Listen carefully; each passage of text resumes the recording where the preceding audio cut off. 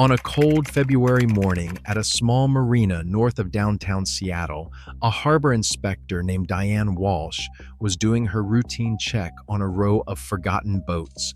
Most of them hadn't moved in years. Broken hulls, rotted wood, vessels nobody claimed and nobody remembered.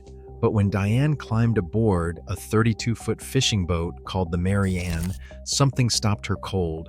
She heard music, quiet but unmistakable. Jazz, she thought. Maybe Miles Davis. And it was coming from inside the hull. What Diane found when she opened the hatch that morning would change everything she thought she knew about the man sleeping under a bridge 2 blocks away. Because Marcus Thompson had been secretly living on that boat for almost 2 years, and nobody at Ballard Marina had any idea. This is how he did it. Marcus Thompson wasn't always homeless. 5 years before that February morning, he was working as a maintenance mechanic at a shipping company in Tacoma. He had a small apartment in a tired brick building near the port. He had a 10-year-old truck with a permanent coffee stain on the driver's seat, and he had a daughter named Olivia, who he saw every other weekend and who called him Papa Bear because he was 6'3" and terrible at saying no to her. His life wasn't glamorous, but it was steady. He fixed things for a living: engines, compressors, hydraulic systems, anything with moving parts. His co-worker said he could rebuild a transmission blindfolded. His supervisor once told him he had the best hands in the shop. Marcus had been doing that job for 10 years, and he planned to do it for another 20. Then, in the spring of 2019, everything fell apart in the span of 4 months. First, the shipping company lost its biggest contract and laid off half the maintenance team. Marcus was one of them. He had some savings, but not enough to ride out a long job search in a tight market. Then his mother, who lived alone in Oakland, had a massive stroke. Marcus drove down to California to help her recover, and he stayed for 6 weeks. He burned through the rest of his savings on medical bills, her rent, and his own rent back in Tacoma that he couldn't quite keep up with from 1,000 miles away. By the time he drove back north, his landlord had changed the locks on his apartment and put his belongings in storage he couldn't afford to retrieve. He moved into his truck. That worked for about 6 months. He washed up at gas stations, ate at drive-thrus, and kept applying for mechanic jobs anywhere he could reach. But then, the truck's transmission finally gave out somewhere near the Kent City line, and he couldn't afford to fix the one thing he'd spent his whole career fixing for other people. He sold the truck for parts, $300. By the winter of that year, Marcus Thompson was sleeping under a bridge on the edge of downtown Seattle, eating at a soup kitchen run by a Catholic church on Sunday evenings, and trying to figure out how a man who could fix anything couldn't fix his own life. He spent the next 18 months on the streets. He tried shelters, but the rules were strict and the beds were scarce. He tried day labor, but without a phone or an address, gigs were hard to hold on to. He lost contact with Olivia's mother. He stopped writing letters because he didn't want his daughter to see his handwriting getting shakier every month. What Marcus had instead of a home was time and a habit of walking. He walked the Seattle waterfront most mornings, partly to stay warm, partly because the boats reminded him of something from a long time ago. His father had worked in the shipyards in Richmond when Marcus was a kid. The smell of salt and diesel and old rope felt like home in a way nothing else did. He would walk the marinas for hours, reading the names on the hulls, thinking about the hands that had built them. That is how he found the Maryanne. She was tied up at the end of a row at Ballard Marina, in the section reserved for abandoned vessels waiting for auction. 32 feet long, built in 1978, a classic Pacific Northwest fishing boat with a small wheelhouse and a cramped cabin below. The paint was peeling in long curls the color of dried blood. The windows were fogged with mildew. A hand-lettered sign taped to the rusted railing read, "As is for auction, contact harbor master." Marcus stood on the dock looking at her for almost an hour that first morning. Then he walked to the harbor master's office at the end of the pier and asked what the minimum bid was. The woman behind the counter, whose name was Janet, looked him up and down, clearly reading his situation, and told him the opening bid was $500. Cash only. The auction was in 9 days. $500. For a man who had not held $500 in almost 2 years, it might as well have been $5 million. But Marcus had an idea. He walked straight from the marina to a pawn shop in Belltown and sold the only thing he had left that meant anything to him. A silver pocket watch his grandfather had given him when he graduated high school in 1996. The pawnbroker offered him $180. Marcus talked him up to $220. Then he took every day labor shift he could find for the next 8 days. He slept less than 4 hours a night. He loaded trucks for a warehouse in Georgetown. He cleaned demolition sites in Fremont. He moved furniture for a moving company that paid cash at the end of each job. By the morning of the auction, he had $493 in a folded envelope in his inside coat pocket.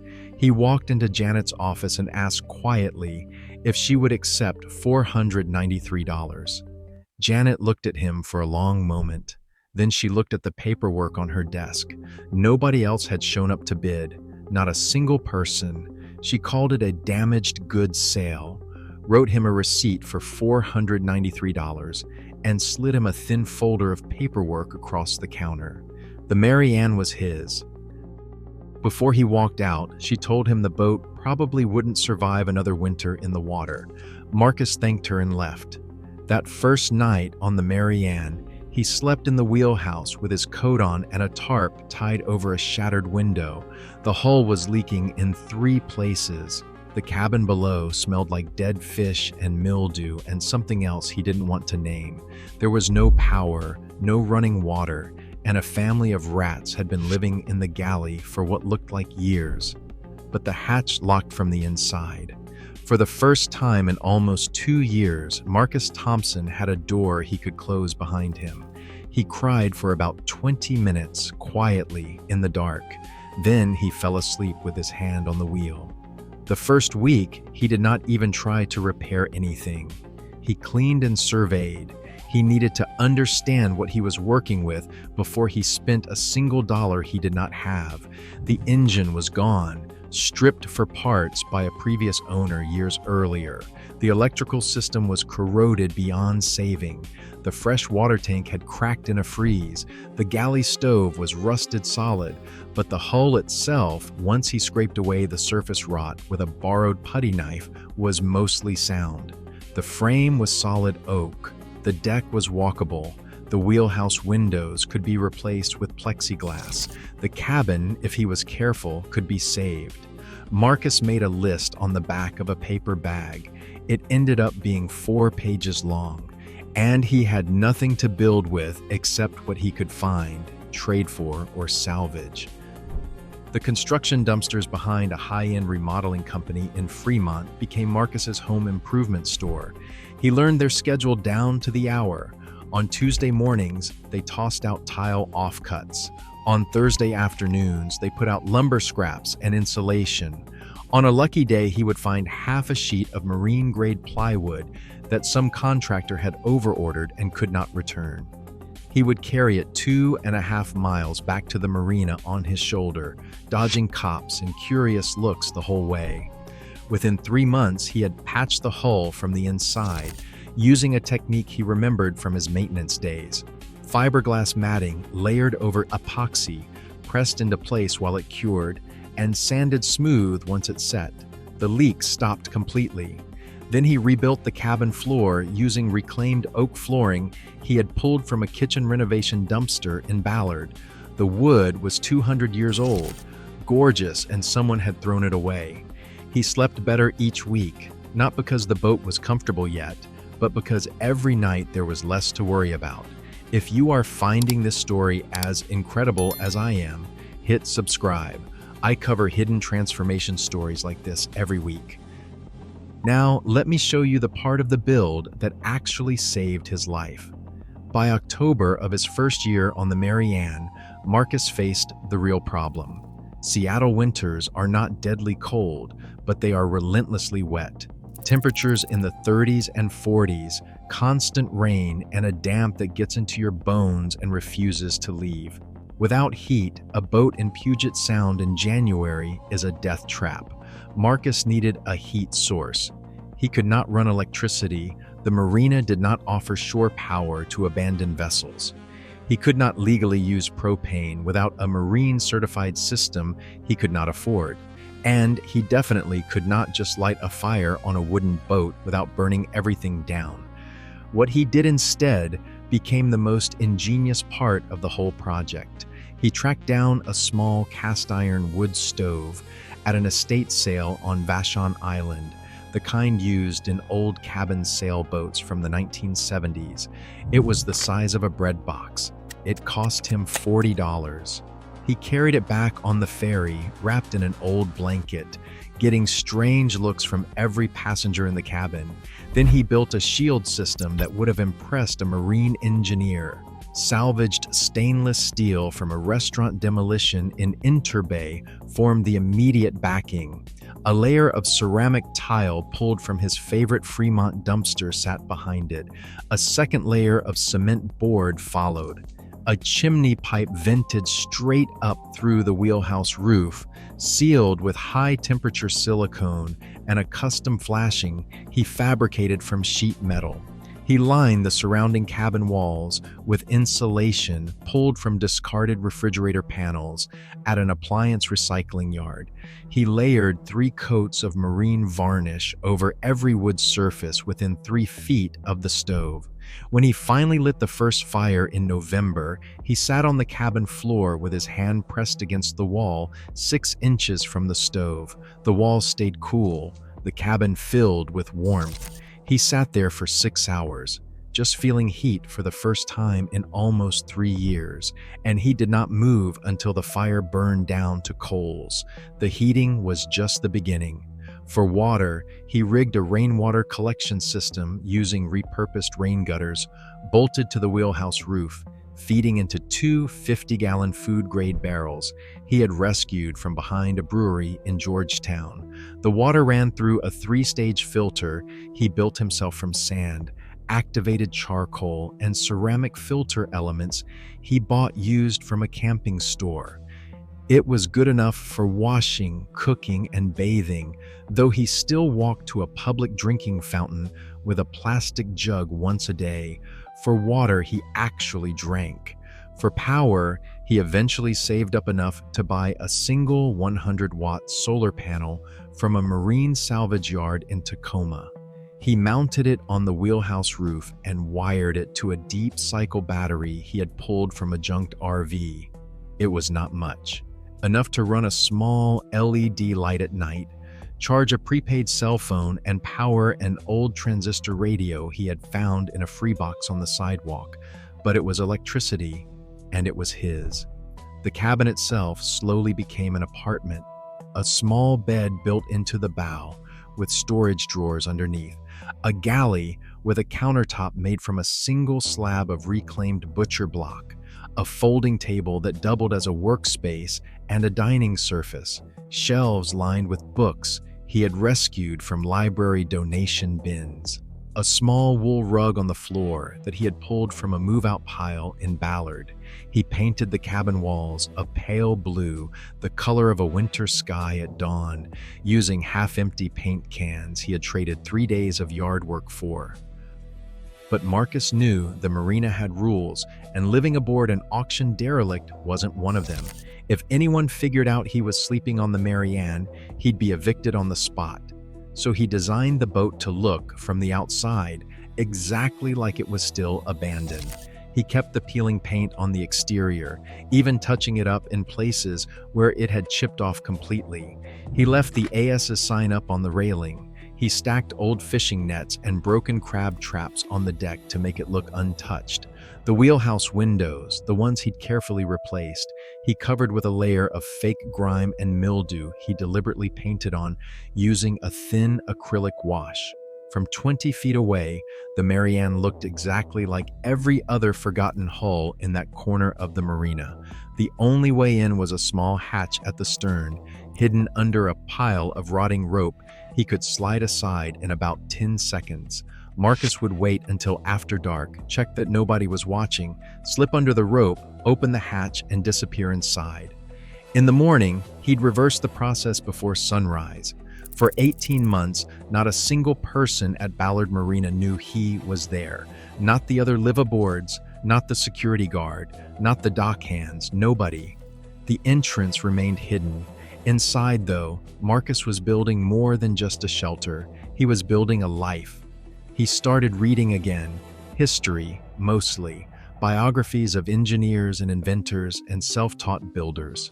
A librarian in Ballard named Miss Chin quietly let him use the computers during her shifts.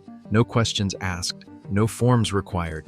She saved him paperbacks from the donation pile that she thought he might like. The librarian's quiet trust made a difference. He started writing letters to his daughter Olivia, who by then was 11 years old. He didn't send most of them. He wasn't ready for her to see him yet. But he wrote them anyway, folding each one carefully into a wooden box he kept under the bed. There were more than 40 of them by the end of that first year. The letters kept him going. He got a part-time job at a boatyard in Interbay, doing maintenance work for cash under the table. The owner, an older black man named Ray, never asked where Marcus lived or where he slept, never asked why his clothes sometimes smelled like wood smoke. Ray just paid him fairly and eventually started calling him his best worker. The work gave him routine and purpose. And that brings us back to Diane Walsh on that cold February morning. Diane had been doing harbor inspections at Ballard Marina for 6 years. She knew the Maryanne by sight. She'd walked past her dozens of times over the years, always meaning to recommend her for removal and never quite getting around to it. That morning, she was finally going to do it. She had the paperwork in her clipboard, a camera for documentation, and zero expectation of finding anything unusual. She climbed aboard, noting the peeling paint and the piled fishing nets. And that's when she heard the music. Diane froze. She radioed her supervisor back at the office and was told to wait for police backup. But Diane, acting against protocol, decided to knock first. She found the hatch at the stern, partially visible under a pile of rope she hadn't noticed before. She knocked twice on the wood with her knuckles. The music stopped immediately. There was a long silence. Then a calm voice from inside said, "Just a moment, please." And Marcus Thompson opened the hatch. What Diane saw when she looked inside that boat stopped her in her tracks. The cabin was warm. The wood stove was burning low in the corner, throwing soft orange light onto the walls. The walls were painted pale blue, clean and dry. There were books neatly arranged on shelves above the bed. A small pot of coffee was sitting on a trivet on the galley counter. A framed photograph of a young girl, maybe 10 years old, sat on the folding table next to a blue notebook. The whole space smelled like cedar and coffee and something cooking. Marcus stood in the middle of it, calm, apologetic, already reaching for his coat. He explained who he was. He pulled out the receipt, carefully preserved in a plastic sleeve, and handed it to her. He walked her through each system patiently, like he was showing a coworker around a job site. Diane listened to all of it. She was supposed to call the police immediately. She was supposed to evict him on the spot. She knew her job. But standing in that warm, beautiful cabin, looking at a man who had built something astonishing out of absolutely nothing, she did something she had never done before. She told him she'd be back in 2 hours. And then she left. What Diane did in those 2 hours changed everything. She drove straight to the harbor master's office and pulled the full file on the Maryanne. The boat had been legally transferred to Marcus Thompson 18 months earlier. He owned the vessel, free and clear, title in his name. The only real violation was that he was living on it without a live-aboard permit. Then Diane drove to the office of a nonprofit she knew in downtown Seattle that helped formerly homeless people with legal paperwork and housing transitions. She explained the whole situation to the director, a woman named Karen, in about 10 minutes. Karen grabbed her coat and got in the car with her immediately. When they came back to the Maryanne that afternoon, they did not come with a notice of eviction. They came with an application for a live-aboard permit, a written list of the minor upgrades the boat would need to pass a safety inspection, and a small emergency grant from the nonprofit to cover the permit fees and a proper marine propane system for cooking. Marcus sat on the edge of his own bed in his own cabin and cried for the first time in 3 years. Diane made him a cup of coffee with his own coffee pot. That was in 2022. Today, Marcus Thompson still lives on the Maryanne. She is officially registered as a live-aboard vessel at Ballard Marina, permit posted in the wheelhouse window. The hand-lettered "As Is" sign came down years ago. The wheelhouse is freshly painted a clean white. There is a small garden of herbs and tomatoes growing in pots on the deck, something Marcus started the following spring and has been expanding ever since. He works full-time at the boat yard in Interbay now, officially on payroll with benefits and taxes and everything. Ray made him a supervisor 2 years ago and taught him how to read the books so Marcus could eventually take over the business. He has reconnected with his daughter Olivia, who is now 14 years old and visits him on the boat every other weekend. She has her own small bunk in the bow cabin, built into the space where Marcus used to store his tools. She helped him paint it yellow.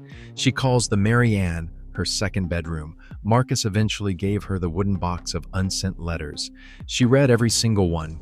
Diane Walsh still stops by the Maryanne on her inspection rounds, but now it is to drink coffee in the cabin, not to evict anyone. She says meeting Marcus changed how she sees her job, how she sees the harbor, and how she sees the people she used to walk past without looking at. Marcus Thompson's story isn't really about a boat. It's about what happens when a man who knows how to fix things finally gets the chance to fix the thing that matters most, his own life. He didn't wait for rescue. He didn't wait for permission. He saw a chance and he built with whatever he had in front of him, one salvage plank at a time, for 18 months, in secret, in the cold, alone. If this story moved you, subscribe.